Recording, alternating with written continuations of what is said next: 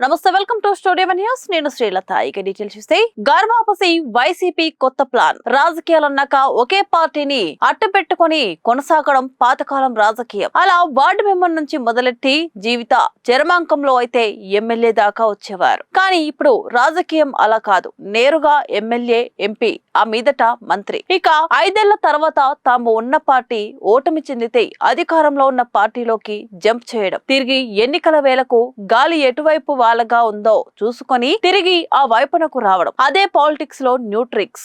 ఆ తానులో ముక్కలే. దీనికి ఎవరు అతీతం కాదు. పైగా రాజకీయాలు అంటే అత్యంత ఖరీదుగా మారిపోయాయి. నిబద్ధతతో ఉన్న నమ్ముకొని కొనసాగిన పార్టీలు పట్టించుకోవడం లేదు, జనాలు ఆదరించడం లేదు. దాంతో ఎవరైనా ఇదే చేస్తున్నారు. సో ఇది ఏమంత కొత్త అయితే కాదు, అందరికీ అలవాటైన వ్యవహారమే. అందువల్ల పార్టీని వీడి వెళ్లిన వారిని చెడ్డగా ఎవరూ చూడడం లేదు. జనాలు సైతం ఇది రాజకీయ ఎత్తుగడగానే చూస్తున్నారు. పైగా తెలివి నేర్చిన పొలిటీషియన్ అని కితాబిస్తున్నారు. మరి ఎవరికీ లేని పట్టింపు పార్టీల అధినేతలకు కూడా ఎందుకు అన్న చర్చ సాగుతోంది. ఇదంతా ఎందుకంటే వైసీపీ 2024 ఎన్నికల్లో ఘోరంగా ఓటమి పాలైన తర్వాత చాలా మంది నేతలు ఏపీ వ్యాప్తంగా కూటమి పార్టీల వైపుగా సాగిపోయారు. చాలా మంది కండువాలు మార్చేసుకున్నారు. అయితే అక్కడ వారు ఏమంత సుఖంగా లేరని టాక్ ఉంది. అంతేకాదు రేపటి రోజున టికెట్లు దక్కుతాయో లేదో అన్న బెంగ కూడా ఉంది అని అంటున్నారు. గ్రీన్ సిగ్నల్ కోసం ఈ విధంగా ఫ్యాన్ నీడను దాటి కూటమి పార్టీల గూటికి చేరిన వారిలో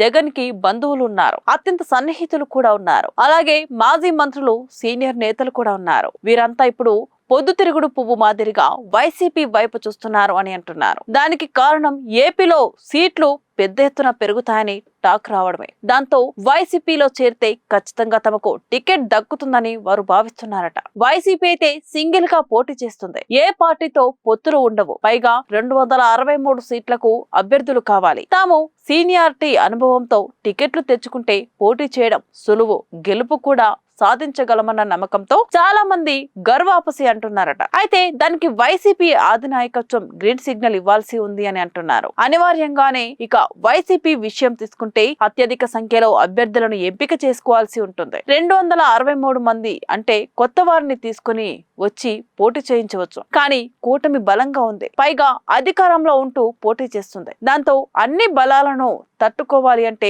సీనియర్లకు, అనుభవం ఉన్న వారికే ఛాన్స్ ఇవ్వడం మేలు అన్న చర్చ కొనసాగుతుందట. పార్టీని విమర్శించకుండా ఓటమి బాధల్లోనో ఒత్తిళ్లలోనో లేక తమ సొంత వ్యాపారాల కోసమో, పార్టీని విమర్శించకుండా ఓటమి బాధల్లోనో ఒత్తిళ్లలోనో లేక తమ సొంత వ్యాపారాల కోసము పార్టీని వీడిన వారు తిరిగి వస్తామంటే చేర్చుకునేందుకు వైసీపీలోనూ సీరియస్ గానే చర్చ కొనసాగుతుంది అని అంటున్నారు. అదే కనుక జరిగితే పెద్ద ఎత్తున వైసీపీ మాజీలు తిరిగి పార్టీలో చేరుతారు అని అంటున్నారు.